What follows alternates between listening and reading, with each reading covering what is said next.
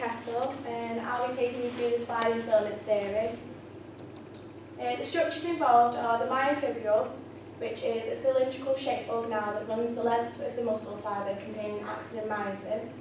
The sarcomere, which is a unit within the myofibril which contains different types of bands. Within the sarcomere you have the A band, which is the middle area, which contains both thick and thin filaments. You have the I band, which only contains thin filaments. You have the Z disc, which separates the two bands. You have the H zone, which only contains thick filaments, and the M line, which is a supporting protein for the H zone. You have the actin, which is a thin protein filament containing binding or active sites.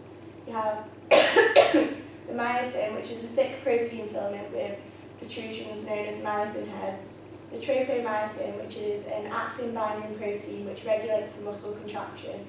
And the troponin, which is three proteins that are attached to the tropomyosin.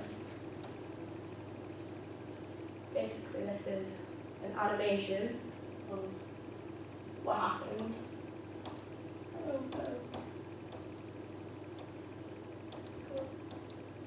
I'll just click it on here so it'll be quick. Okay.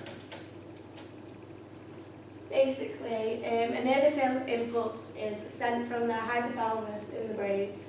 It's sent down the central nervous system into the muscle, which triggers the release of acetylcholine. I can't really say it very well. That's okay.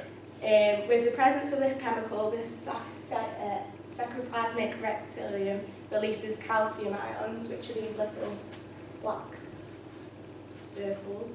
When there is a high concentration of calcium ions, the ions bind to the troponin, which changes its shape, which in time causes the tropomyosin to move from the actin binding site. Due to the free active site on the actin, the myosin filaments can now bind together, which forms a cross bridge.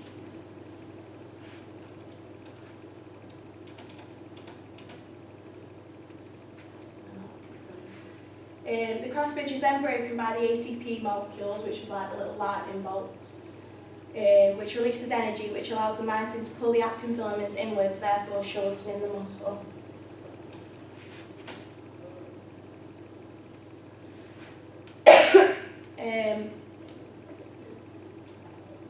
With the cross bridge, wait, I got that wrong now. Oh no. The cross bridge is then broken by the ATP molecules binding with the myosin heads, causing the myosin to detach from the actin. When the ATP is broken down, the myosin head can then attach to another actin binding site further along the myofibril and repeat the power string. This process can continue for as long as there is an adequate amount of ATP and calcium ions. Once the impulse is over, the calcium ions then move back to the sacroplasmic reptilium. The actin then returns to its resting position, which causes the muscle to relax. A single power stroke results in the shortening of only 1% of the entire muscle.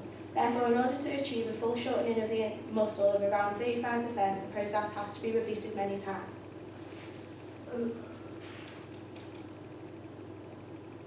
Oh no. That's basically what I've said, but in a big paragraph. Okay. And then inside of every muscle there are several layers.